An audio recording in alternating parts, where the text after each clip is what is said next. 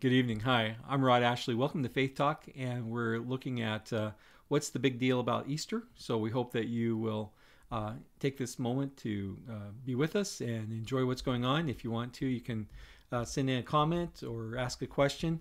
You can like us, follow us, subscribe to us, do all those things that people do on things like this. So we're talking about what's the big deal about Easter. And one of the things I think about Easter is that it's probably one of the most exciting and meaningful, if not the most meaningful event in the Christian calendar, because without the resurrection of Jesus from the dead, then Christianity doesn't mean anything. I mean, Jesus would not be a meaningful prophet or, lay out great teaching or any of that kind of stuff. As C.S. Lewis said, he's either a Lord, liar, or lunatic. And so we believe that he's the Lord. He did make crazy comments and he didn't lie about it. So Easter is one of the most important times of celebration, and I think also reflection for us as Christians. So, hey, Dave, thanks for the live stream. We appreciate you connecting with us. So great, glad that you are with us. So, yeah, Easter is one of the most important times for us to reflect on what it means to be a Christian, to be a follower of Jesus.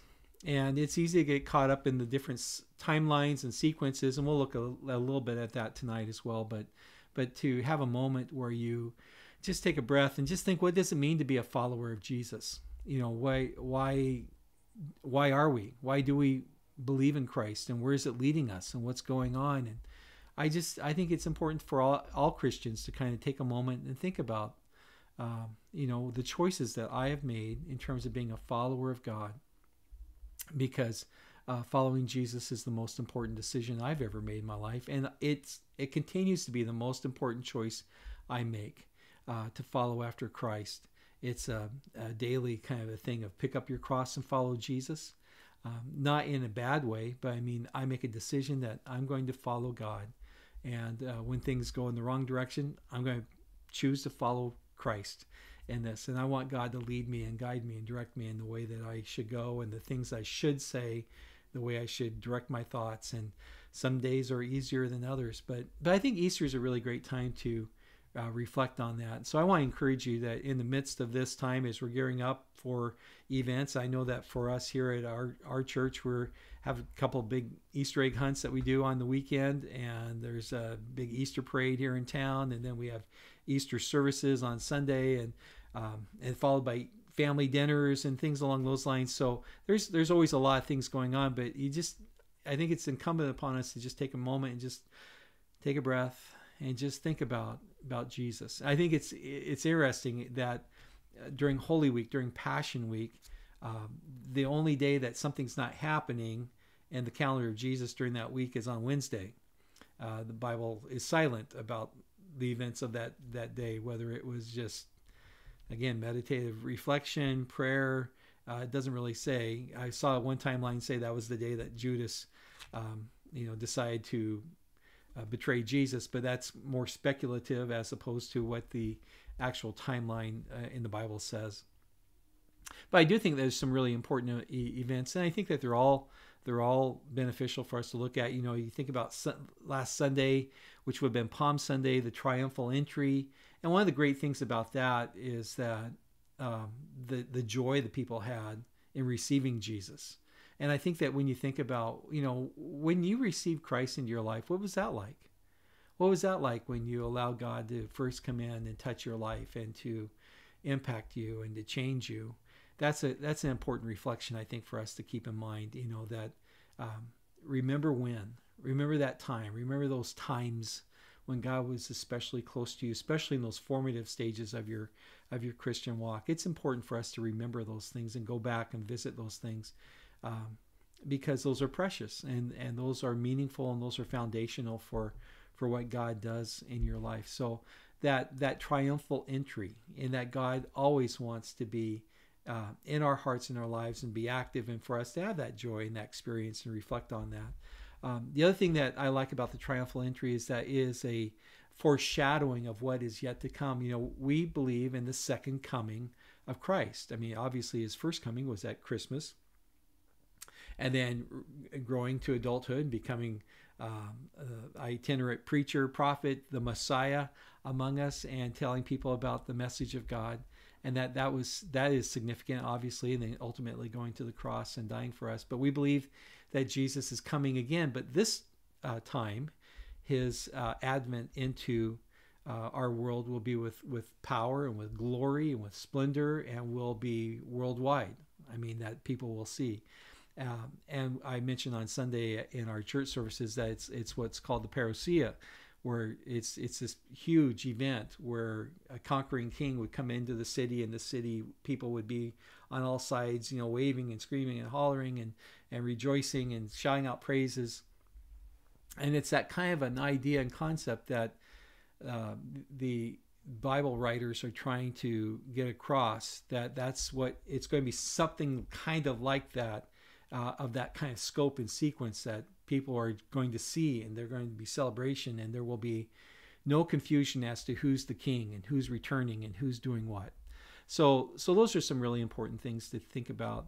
I also mentioned that on Monday of Passion Week, Jesus goes into the temple and he clears things out. They're buying and they're selling and they're doing all kinds of things.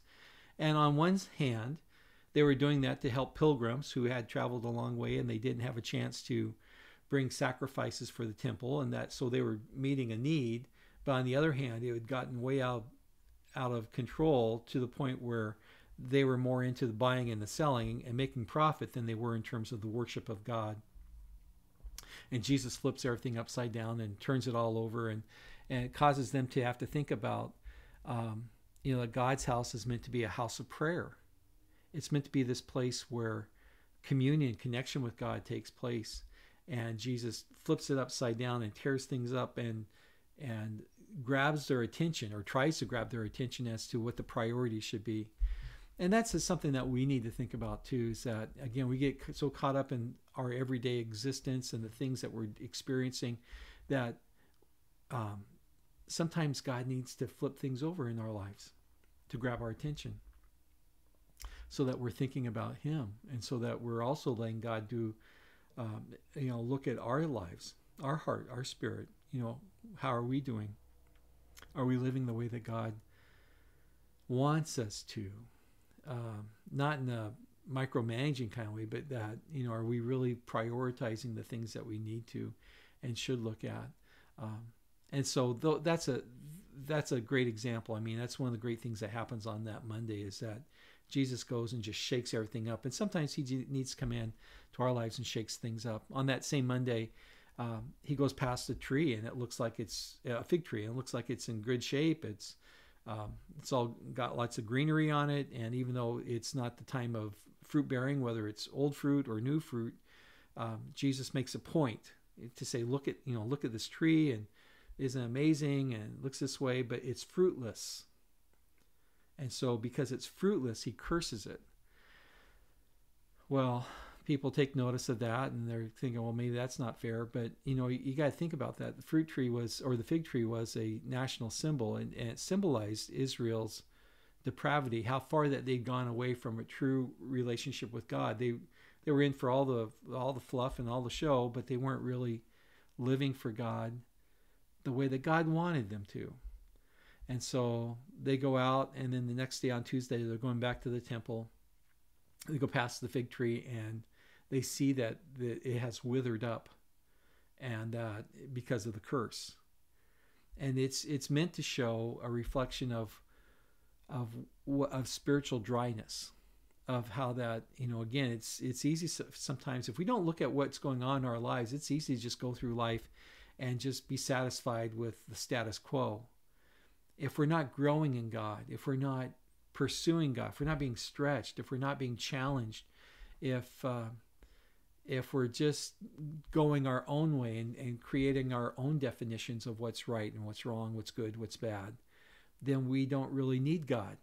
We may show up at church on a Sunday. We may throw some money in an offering plate. We may offer some habitual meaningless prayers. But if God's not stretching us and challenging us, if we're not bearing fruit, if God's not growing inside of us in terms of our relationship with him, then we're just kind of going through the motions, and we're kind of like that fig tree. It may look all showy, but when it comes time to actually have production of true fruit, we may be found wanting in that regard.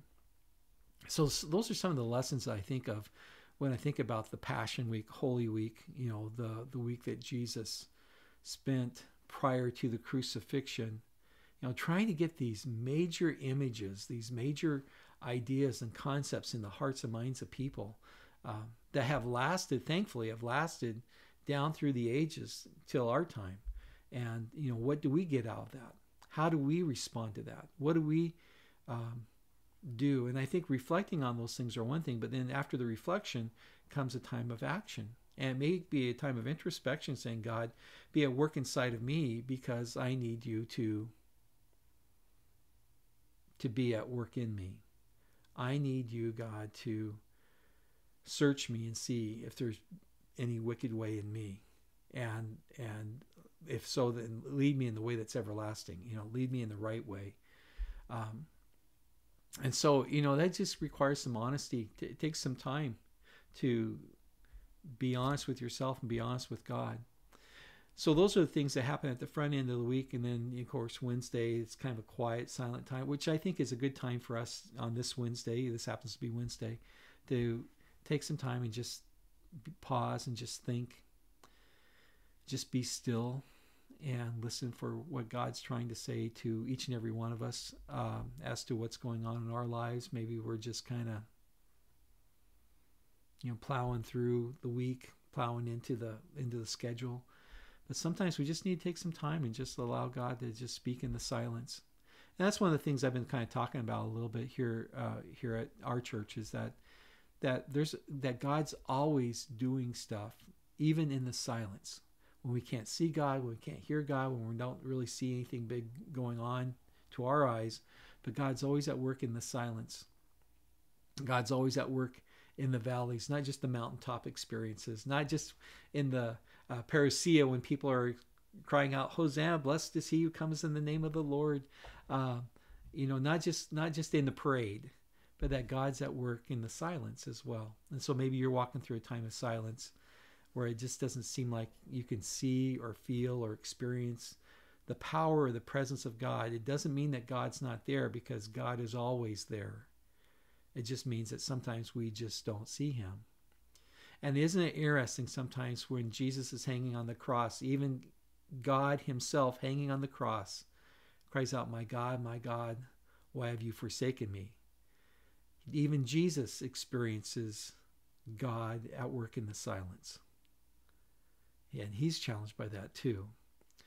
It just shows his humanity, and it shows his willingness to be in our place for us, to experience that loss, that the humility of that Jesus showed, to experience that like what we would experience, that despair.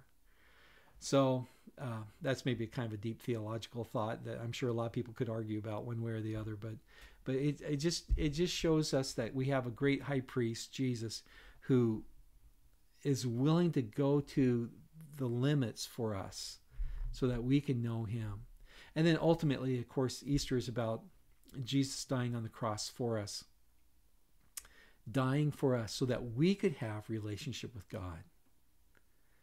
I haven't earned it. I don't deserve it. But the love of God is so overwhelming, so far beyond my comprehension. The grace of God reaches out to people and places and circumstances that are beyond places I would ever want to go or ever be willing to go. And yet God is not hindered by that, and God reaches out to people like you and me, and people that maybe we would never even think to invite or experience God. God reaches out to people. God's love and God's grace is greater than ours. And that's one of the great wonders of Easter. And of course, it's all sealed. It's all made and put into motion because of the resurrection, that Jesus is risen from the dead. And that and he isn't risen from the dead in secret. He's risen from the dead with multiple witnesses in multiple places at multiple times over a span of multiple days, with an empty tomb that validates the fact that he's risen. I mean, if they wanted to prove that he was still dead, they could have brought out his dead body. They could have sold tickets to show him laying in the tomb. They didn't do that. They had, temple guards that could have verified that. They couldn't do that. So, I mean, there's just all kinds of historical attestations that validate Jesus is risen from the dead that you just really can't get around them. You can deny it if you want to, but historically you can't do that kind of a thing. And so Jesus is risen from the dead, and so that just brings to life, literally, to the Christian faith that Jesus is able to claim victory over death, hell, and the grave. And as a result, we have this living relationship with God that goes with us all the way into eternity. So when I step from this world into eternity, I'm with God. He's with me now. I get to be with him when I step into eternity. So that's one of the assurances that we have with Easter. And so that's one of the great things that we celebrate during this resurrection time. When we celebrate the resurrection, is that because of Jesus, I have confidence that when I breathe my last, I go to be with the Lord. And the bonus is that I get to be with others who have gone on before me, and we have this great reunion in place, and we get to be excited about what's going on. So anyway, those are some of my reflections about why is Easter a big deal, because Easter is a big deal. It's the biggest deal. Without Easter, Christmas doesn't matter, aside from the gifts, but Easter is the greatest. And I want you to have great joy in the resurrection of Jesus, great confidence in that. And the biblical record is so well documented and so historically accurate, that, I know people will say, oh, no, it's not. But yeah, that's just bad scholarship if you think that way.